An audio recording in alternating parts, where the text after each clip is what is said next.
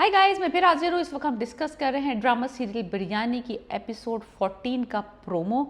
मैं कहती हूँ निशा ने बहुत अच्छा किया कि वो किसी तरह से भी कमिट करने से पहले मीरान के साथ उसका बैकग्राउंड चेक करने खुद उसके गांव पहुंची है। 360 किलोमीटर्स अवे फ्रॉम कराची बंदी अकेली गई है, हिम्मत की। मैं कहती हूँ यही होना चाहिए कि जब आप किसी से पहले कमिट कर रहे हो आपको घर वालों पे छोड़नी ही नहीं चाहिए बात।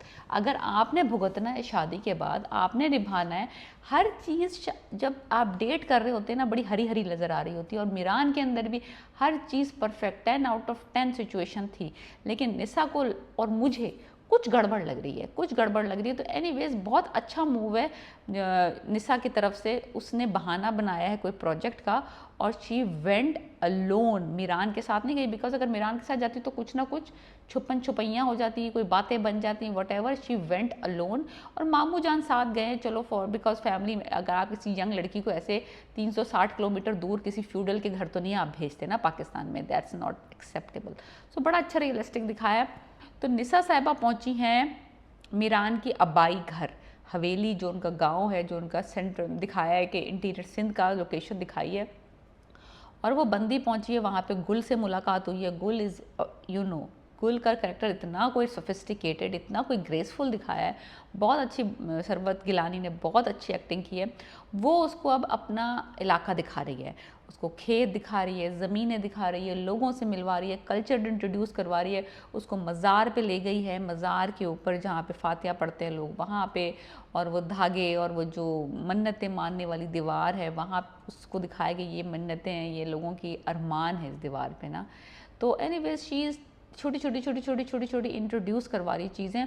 और वो एक्चुअली साथ साथ कन्विंस भी कर रही है निशा को कि वो हाँ कह दे मीरान को शादी के लिए। तो निशा कह रही कि आप मुझसे क्यों इतना एक्सपेक्ट कर रहे हैं कि मैं इतनी जल्दी हाँ कह दूँ। तो वो कहती है इसलिए तुम मुझसे शादी कर लो because he loves you more than, कि वो अपने आप से भी इतनी मोहब्बत नहीं करता जितनी वो तुमसे मोहब्बत करता है। तो कुछ ना मुझे दाल में काला लग रहा था कि यार इतनी कोई डेस्परेट, इतना बड़ा पढ़ा लिखा लड़का है, इतनी अच्छी फैमिली से है, ये बंदी इतनी क्यों डेस्परेट हो रही है इसकी हाँ करवाने के लिए। एनीवेज निशा को अभी कुछ समझ नहीं आ रहा है, शी इज़ कन्फ्यूज कि कुछ ज़रा उसको हाड़ा हुड़ी लग रही है, मुझे भी कुछ हाड़ा हुड़ी लग रही है। रोमांस तक तो सही था, अच्छा चल रहा था, माहौल भी अच्छा है, लड़का भी अच्छा है। मैं ये नहीं कहूँगी लड़का 10 आउट ऑफ 10 है, कोई उसमें बुराई नज़र नहीं आ रही ज़ाहिरी तौर पे। हुआ कुछ हुआ कि पिछले एपिसोड में ना जब ये निशा अपनी मदर को बता रही थी गुल के बारे में, तो उसने एक बात मेंशन की थी कि निशा जो है जो गुल है वो मीरान की ताए की बेटी है। जैसे ही उसने कहा ना ताए की बेटी है, मेरी तो घंटियां बजना शुरू हो गई। बिकॉज सिंधी कल्चर में अक्सर जो होता है, जब फ्यूडल हाउसेज में जो होता है प्रिजर्व करने के लिए प्रॉपर्टीज़ जो है ना कज़न मैरिजेस होती हैं, क्योंकि वो चाहते नहीं है कि जो लड़की की शादी घर से ख़ानदान से बाहर करे तो उसके साथ उसको प्रॉपर्टी का हिस्सा देना पड़ेगा। और तो जो ज़मीन होती है ये इनकी like not as a property but इनकी इज्जत का सवाल होता है। तो ये अपनी इज्जत किसी को देते नहीं हैं, तो वो लड़कियों को यूजुअली घर में ही ब्याहते हैं कज़न्स के साथ। और अक्सर इतने बेजोड़ रिश्ते होते हैं कि एक लड़की जो होती है वो मेच्योर होती है 17, 18, 19 साल की, और जो लड़के जिससे कज़न से शादी हो रही है वो उससे कोई 10-12 साल छोटा होता है। दे मैरी देम और फिर उसके बाद दे सर्वाइव। फिर वो जब लड़का बड़ा होता है वो किसी और से शादी कर लेता है। एनीवेज मुझे शक है कि ये वही वाला सिचुएशन चल रही है। एक और सिनेरियोज भी होता है जिसमें कि वो हक बख्शिश होती है, उसके अंदर भी यही होता है कि वो इसी तरह का होता है। मैं उसमें ज़्यादा डिटेल में नहीं जाना चाहती, लेकिन जो इंटीरियर सिंध के लोग हैं जैसे कि मैं हूँ, हमें इस ट्रेडिशंस का पता है। ये अच्छे ट्रेडिशंस नहीं हैं, अब होते भी नहीं हैं, लेकिन पहले ज़माने में ये हुआ करते थे to preserve the property. So anyways मुझे ये शक है कि ये वही मामला शुरू होने वाला है। ये कज़न आपस में मैरिड है, गुल और मीरान। लाइक ये बच्चा था और ये जवान लड़की थी और इसकी आपस में शादी हुई हुई है। समथिंग इज़ बगिंग मी कि ये वही वाला किस्सा है। एनीवेज अब वहाँ से मीरान बड़ा थलथला रहा है क्योंकि वहाँ से वो कॉलें कर रहा है, यहाँ कोई कॉल रिसीव नहीं कर रहा।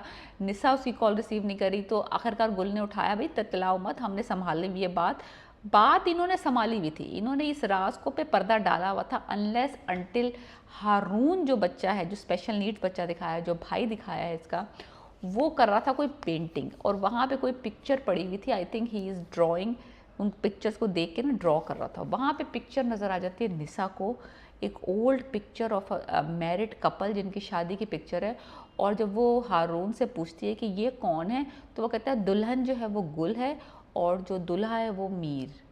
अब ये मीर जो है वो मीरान, मुझे एक्चुअली वो पिक्चर मैंने स्टिल करके देखने की कोशिश की है, मुझे कुछ साफ नज़र नहीं आया, धुंधली सी पिक्चर है, लेकिन मुझे खटका ये है कि मीरान साहब की शादी हुई है गुल से, क्योंकि वो इनकी ताए की बेटी थी और जो जो इसके फादर है वो नहीं चाहते होंगे कि गुल अपने साथ अपनी प्रॉपर्टी लेके किसी और फैमिली में जाए।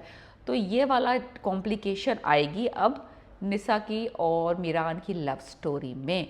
तो ये वो बम था जो मुझे लगता है अगली एपिसोड नंबर 14 में फटेगा। मीरान कि मीरान इज़ ऑलरेडी मैरिड, और निसा फिर क्या रिएक्ट करती है। मैं तो कहती हूँ जूते पकड़ो और भागो। ये क्रेजीनेस है, ये क्रेजीनेस है, क्योंकि झूठ है, साफ साफ उसने झूठ, कितना भी अच्छा बंदा है लेकिन उसने बात छुपाई तो है ना, बात तो छुपाई है, बात तबाही का आगाज़ हो चुका है, लव स्टोरी के अंदर तबाही शुरू हो चुकी है। अब ये मसला है कि अब ये बम निसा इसको कैसे हैंडल करती है, ये हम देखेंगे एपिसोड 14 में और 15 में। I can not wait. आप मुझे बताएं आपको क्या लगता है कि ये कैसे कैसे ये ऊँट किस करवट बैठेगा। Please subscribe my channel and let me know what you think about my review. Piece.